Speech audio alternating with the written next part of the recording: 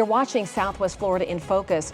Coming up, new construction at Alligator Alcatraz grinds to a halt. Environmental concerns are at the center of a lawsuit that aims to close the doors on the detention facility. As Florida continues to ramp up immigrant arrests, some lawyers claim racial profiling is putting a target on people regardless of their status. And an overlooked community prepares for its centennial celebration. We take a trip to Florida's Harlem. I'm Jennifer Crawford. Thank you for joining us. The legal fight over the Everglades Immigration Detention Center continues in a Miami-Dade courtroom. Judge Kathleen Williams granted a temporary restraining order, telling the state of Florida to stop construction for 2 weeks. The lawsuit does not include restrictions on law enforcement or immigration enforcement activity at the center. Instead, it focuses on claims that Alligator Alcatraz is having a negative impact on the protected Everglades. State officials claim the facility does not need to adhere to those federal protections. It is curious that the lawsuit was brought on the basis of environmental concerns and not necessarily, how the prisoners are being treated or the wisdom of deporting all of these people who crossed illegally. Yeah, this lawsuit is focused on their allegation is that we're failing to adhere to certain federal environmental regulations. But this is state land and it is a state-run facility. Just like no Florida state jails have to go through this federal NEPA process, we don't have to either. So we're going to continue to fight back. We will appeal any rulings that we disagree with. Ultimately, this is judicial activism, trying to stop what the Trump administration is doing. For members of the Miccosukee Tribe who were permitted to join the lawsuit, the halt in construction is a welcome relief from what they claim is an assault on their nation's sovereignty. The future of Alligator Alcatraz remains unclear while the legal battle unfolds in federal court. The state of Florida and the Trump administration defend the construction of the immigrant detention facility in the Big Cypress National Preserve, while environmental groups and the Miccosukee Tribe joined forces against the government. They maintain the hastily built facility at a lightly used single runway training airport designed to house 3,000 detainees threatens the fragile Everglades ecosystem, endangered species, clean water, and dark night skies. For the Miccosukee, like William Popeye Osceola, the facility threatens land they hold sacred and their tribal nation's sovereignty. There was not an environmental permitting process engaged here, so there's no way to say how big the environmental impacts are going to be on this land around the facility. And for us, that's very concerning because that violates the usage rights and consultation process that we established with the government decades ago. Osceola, an elected member of the Miccosukee Business Council, says the recent court order temporarily halting further construction of the mass detention facility signals hope. Yeah, to me, it's an indicator that those who are running the system are still willing to listen and learn. The 2-week reprieve, it's like a chance for us to come up for fresh air, make our case, recalibrate if we need to, and just put a pause on everything so people can stop just pushing forward and reacting and start trying to learn what's actually happening and if there needs to be some changes. That's what I see it as. The Miccosukee Tribe joined the lawsuit initially filed by the Center for Biological Diversity, Friends of the Everglades, and Earth Justice, claiming state and federal agencies violated a landmark federal environmental law in the rush to build the migrant detention facility. The temporary injunction means any new construction at the site, including paving, filling, installing new infrastructure, and new lighting, must stop for a 2-week period ending in late August as the legal process unfolds on the conservation group's motion for a preliminary injunction. Governor DeSantis states on social media operations at Alligator Alcatraz are ongoing and deportations are continuing. Communications Director for the Office of the Governor, Alex Lanfranconi, says last week's ruling by an activist judge will have no impact on immigration enforcement in Florida. Alligator Alcatraz will remain operational, continuing to serve as a force multiplier to enhance deportation efforts. Another lawsuit making its way through the courts focuses on the legal rights of detainees inside Alligator Alcatraz. The ACLU accuses the Trump administration of violating their due process. Loved ones of 23-year-old college student Helmuth Beteta says his case is a clear example of his constitutional rights being ignored. WGCU's Sandra Viktorova reports. Every day that I wake up, there's this split second where it feels like it wasn't real, like it didn't happen. And then reality sets. And then I realize he's not here.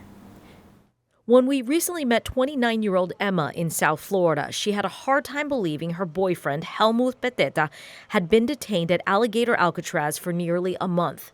She says Beteta is a law-abiding college student from Nicaragua trying to build a life in the U.S. the right way. How can you not be angry? The most he's ever gotten talked to before by anyone is his bike light wasn't bright enough. That's the most. No priors, nothing. This is a person that came here and completely adapted to our culture, works in our local community. So it's okay if this person is contributing to the tourism and is contributing to how our community there moves. He doesn't have the same respect to have that due process because of the way he looks. Emma says this video, shot by a bystander in Key West right before Beteta's detention, backs up her claims that his constitutional rights were violated by officers. Border Patrol agents stopped Beteta on his bike. He was headed home to get ready for work as a maintenance engineer. He had noticed that there was a car following behind him for a little bit, and eventually they threw on their lights. Emma says Beteta told her over the phone that he provided the officers his ID and calmly responded to their questions, including where he was from. But Emma says that conversation became more aggressive. They had said things to him like, "We know you hopped the border to come here. You know, we're taking you because you came here illegally." He's trying not to talk too much, but he's also confused. What are they talking about? The one cop that was with him was just very verbally aggressive and making what felt like threats to kind of make him nervous. And he would say things like, "The more of you we hunt, the bigger my bonus is gonna be." And then, he's asking me, he's like, "Do they get bonuses for this?" I'm like, "I have no idea." Emma says Beteta was confused about why he was detained. If there's no ticket, there's no citation, what is it other than his skin tone? It is very obvious that he was racially profiled. No, I've not ever seen anything like this before in my career. This is Beteta's attorney, Amanda Velasquez. There are absolutely no criminal charges filed to my knowledge, none at all. And he didn't have any criminal record prior to getting detained. Under our Constitution, under the Fourth Amendment, we have due process rights, and a law enforcement officer has to have probable cause to ask for ourselves to be identified if there's no crime being committed. Velasquez says Beteta's mom legally brought him to the U.S. from Nicaragua with a tourist visa when he was 16. His mom says she was protecting her son from political persecution. For 8 years, Beteta has been building a life in Key West. Helmuth Andre Beteta Leyva. In fact, a court hearing to decide his petition for political asylum is scheduled for 2028. Velasquez says Beteta's detention is disturbing, but not unique.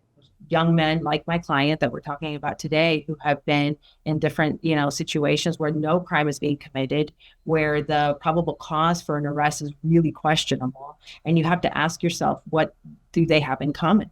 And there's really one thing that they have in common. And I think that that's where racial profiling is really becoming unfortunately, a pattern that we're seeing down here in the Keys. In Southern California, immigration advocacy groups have filed suit against the Trump administration, accusing it of systematically targeting brown-skinned people on its ongoing immigration crackdown, something denied by the Trump administration. Homeland Security Secretary Kristi Noem recently addressed a reporter's question about allegations of racial profiling. And so that has been another false narrative that has been put out there in the media that I absolutely want to throw back at you and say that is absolutely false, and don't you dare ever say that again. We have judges out there and other individuals saying people have been targeted that way, and it's not true. Every single operation that we do on ICE is based on investigative work and on case work to show that there is a reason and reasonable suspicion to go into an area and to talk and look at individuals that are involved in criminal activity. Like I told you before, he's just a giant teddy bear. Emma, a U.S. citizen, says Beteta's detention has changed her views about this country. I don't trust our system at all to do the right thing. Velasquez says she's also disturbed about the ongoing difficulty getting confidential communication with her client. She says Beteta, like others, has been caught in legal limbo for weeks between state and federal authorities, each claiming the other had custody, delaying efforts to get him out on bond. His mom, Xiomira, who also filed for political asylum, says the fear they fled in Nicaragua is happening here. She calls his detention a kidnapping because she says there was no reason for authorities to take him, and she fears she could be detained too. It's also made Emma contemplate her future, the one she envisioned in the U.S. with Beteta. But I've never had to think about, do I move my life because of this? Are you so pinned in a corner that you pick up your life and you go? For WGCU News, I'm Sandra Viktorova. An update to this story. Beteta was moved to a detention facility in Texas last weekend. A judge granted him bond Monday. His family is awaiting his release. In a statement to WGCU, Border Patrol says Beteta overstayed his tourist visa in 2018. His attorney says U.S. law allows a person 1 year to apply for political asylum protection, which he did. Coming up, the dark side of renewable technology, how an important ingredient in rechargeable batteries is at the center of a humanitarian crisis in the Democratic Republic of the Congo. For nearly 100 years, a small Southwest Florida community has found a way to forge forward. The town south of Clewiston was originally carved out for minority sugarcane workers. Despite borrowing its name from a notable New York City neighborhood, many Floridians may not even be aware of its existence or rich history. WGCU's Mike Walcher ventured out to Hendry County. This is Florida's Harlem. Our community is safe, fun, and friendly. Just come see for yourself. And so we did. This is Harlem's main street. Not many traffic jams here. Well, Harlem is a nice, quiet community. Harlem has a current population of about 3,000 people, almost all black, according to the website Data USA. Poverty has been a problem here since the community's founding. This place dates back to 1926, when sugar companies set aside land outside Clewiston for black workers. Companies recruited blacks from the Caribbean, people who knew how to grow cane and then burn it to make the harvesting of the sugar easier. There were small homes for workers and their families and public outhouses. The companies gave the place the rather dull name of Townsite. But in the Roaring '20s, the music of Duke Ellington and other black artists reached Hendry County. The African-American Renaissance in Manhattan, New York, received a lot of attention. So the settlers here renamed their town Harlem. I love this place. Jerome Nichols was born here 46 years ago. He left for the Army, says he suffered disabling wounds in the Iraq War, and is back now in what he calls this caring community. If you're in need and you ask and I have it, you can get it. The culture here is support each other, help each other. Philip Ford says he lived here as a young man, but left to work in a bigger place in Florida. Now he's back, saying he missed the kind people of Harlem. The only word I can come up with is neighborliness, but I need another word to describe it. Yeah, close-knit community, yeah. Decades ago, public schools were segregated, so people in Harlem set up their own academy to educate children. It closed in 1971 when schools were integrated and the students began taking buses to public school in Clewiston. For a while, a daycare operated here, but it closed a few years ago during COVID. Now the buildings are deteriorating. Hendry County government has gotten $1.5 million to refurbish and save some of the buildings. That according to the county commission chairwoman, Emma Bird, who went to the academy for 1 year and lives in Harlem. Due to personal and professional commitments, she could not accommodate a TV interview, but spoke by phone about the academy. It's a missing piece, so I love to see it restored. As long as we remember where we come from, we'll know where we're going. Byrd notes the county has provided parks, playgrounds, and other recreational facilities for Harlem, and she says Hendry is budgeting to put in sidewalks along 3 streets in the next year or so. The town is most proud of its Brown Sugar Festival, the biggest event of the year, held in May. But folks here say few outsiders visit any other time of the year. Churches are everywhere in the 1 square mile community. We saw more than half a dozen. We live simple lives, and we're happy. We don't have to be rich. We're rich toward God. Family ties keep people like Shanta Mixon in Harlem. She says she's been here since 1979, and she and her sister live on the same street. If I need something, if I'm feeling sick, I can just call my sister and she'll be right over. Harlem has problems, like any place, but people here rely on neighbors, faith, family, and some help from the government to keep their community going. For WGCU News in Hendry County, I'm Mike Walsher.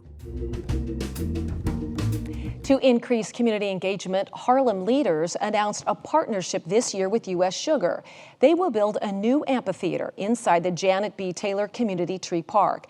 They hope it will serve as a hub for events capable of hosting large gatherings. Rechargeable batteries are used in everything from cell phones to computers to electric vehicles. However, a Naples resident and former United Nations ambassador says few of us realize that modern-day slavery is powering much of the rechargeable battery industry. Cobalt, a key ingredient in many rechargeable batteries, is mined by workers in slave-like conditions in the Democratic Republic of Congo. Many of those workers are children. WGCU's Sandra Viktorova spoke with Tony Hall, a former congressman and former ambassador to the UN's Food and Agriculture Organization, to learn more about this crisis. So we're grateful to have you. I know that you previously educated the world in what we call blood diamonds. Those are diamonds that are mined in war zones and sold to fund armed conflicts against legitimate governments. Now you want us to know about blood batteries. What does that mean, and what similarities do you see in those two industries, I'll call them? Well, this is an iPhone. It's turned off, but in here is cobalt. Mm-hmm. And it's a mineral that's in iPhones, it's in rechargeable batteries, it's in cars, it's in aerospace industry, it's in a lot of metals, and we need this. The problem is 70% of it is mined in the Republic of the Congo, or in the country of the Congo, and it's refined in China. And the problem is 40,000 children are involved, child labor in this process. And these kids are 6, 7, 8 years old. In some cases, there are 3-year-olds mixing in this very toxic mineral. Now, we need this mineral. Mm-hmm. You know, it's an important mineral. I mean, it's sold to everybody in the Western world. It's all over the world. It's in my iPhone, it's in iPads, etc. But what we don't need is 40,000 children that don't go to school, that work 7 days a week, 12 to 14 hours a day, and they're working in a very toxic mining outfit it's destroying them. It's killing them. It's hurting their health. And it's very similar to the campaign and law that I helped pass in the Congress when I was the sponsor of one called Blood Diamonds. Mm-hmm. And, you know, Americans were buying 65% to 70% of all the blood diamonds in the world. And they were coming, a good portion of them, from Sierra Leone. And the blood diamonds were not, they were being sold to these very distinguished, well-known companies. Sure. De Beers, Cartier, all of them were buying them, and we in America were buying them. We bought into this whole idea, diamonds are a girl's best friend. Well, the reason why they called them blood diamonds is that these ragtag, groups of gangs were coming into these villages in Sierra Leone, and they were terrorizing whole neighborhoods, and they were building their armies, and they were cutting off the arms of children and kids and their ears and noses. They had a little bag that you'd reach in. If you pull out a piece of paper, it said hand. Oh my goodness. With a machete. So that's why they called it blood diamonds, because they'd seize the diamonds that these people were mining, both children and adults, and they would sell them through these brokers, and the blood diamonds found themselves, they came into the United States. We were buying 65, 70% of them. And so we had to get the women in America to start asking the question, are these blood diamonds? And when they started doing that, the jewelers got worried. Sure. So I got back to the companies in Sierra Leone. These diamonds have to be registered. And so that's what we want to do with blood batteries. We have to say, if Cobalt is in my iPhone, then I need the Cobalt for the iPhone. I need it for my batteries. I need it for if I have an electric car. But the fact is, I don't need it if child labor, if these kids are dying, if they're 6, 7, and 8 years old. This is wrong, and we've got to stop this. And if we do that, if we can bring it back to the consumer, like we did with blood diamonds, we can stop this practice. A much tougher mission, though, correct? Because of the fact that cobalt is in so much compared to diamonds, right? Not everybody's out shopping for diamonds. It's going to be a tough mission and a tough campaign, and it's not going to happen overnight. And China is not an easy country to deal with. And but there are other countries that do have cobalt, but they don't produce it like the Congo does. They have 70% of the cobalt. But the other countries like Australia, Indonesia, Philippines, they have it. They have an abundance of it, but they're not producing it in a big way. And so we need to start this campaign. We need to bring awareness to the people that child labor is producing a good portion of the cobalt that goes into these phones, to iPads, to rechargeable batteries, et cetera. Yeah, it's going to be a long campaign and a tough one. If somebody is listening today and they want to do something, what can they do? Well, we have bills that have been introduced into the Congress of the United States, and we need, and they've been introduced in a bipartisan way. Congressman Chris Smith is the sponsor of it, and he's a good friend. He's a Republican from New Jersey, and he has bipartisan support. I was just in London and the Netherlands, and they're introducing legislation in the next couple of weeks to stop it. And we hope to take this issue to the European Union, and hopefully next year we're going to introduce it in the Japan Diet, the Japan Parliament. We have to pass legislation to stop this. Ambassador Hall, thank you for educating us on this topic. Thank you. You're welcome. Coming up, backpacks and notebooks aren't the only things students need to succeed. Why experts say a key to better studies could start with a good night's sleep.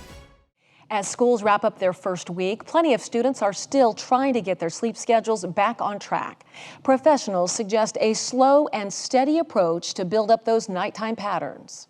In the summer, we tend to go to bed later. The sun is setting later. Our body's natural circadian rhythm, our clock in our brain, is set for later. And so we might be going to bed a lot later than we normally would be for school. And if you start trying to scoot it back now, it will be a gradual scooting back instead of a cold turkey flip back to school time, which could be really rough for that first week of school.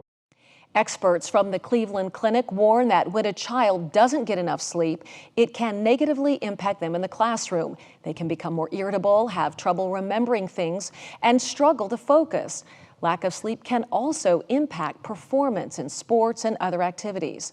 Professionals recommend kids under 12 years old get 9 to 12 hours of sleep. Teenagers should get 8 to 10 hours of sleep each night. It's also a good idea to keep a regular bedtime with school back in session.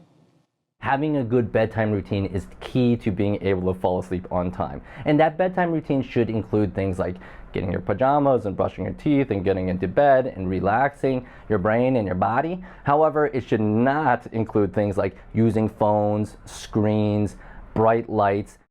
The same goes for sunlight too. Since the sun sets later in the evenings, it can make it harder for children to go to sleep. To help combat that, you may want to consider blackout curtains. There's a new place to bike, run, and enjoy the great outdoors. Next week, we take a trek on a trail that seeks to unite Southwest Florida. Thank you for joining us. Don't forget to like and subscribe to our WGCU News YouTube channel. That's where you'll find all of our stories and extended interviews. We hope you have a great day, and we'll see you next week.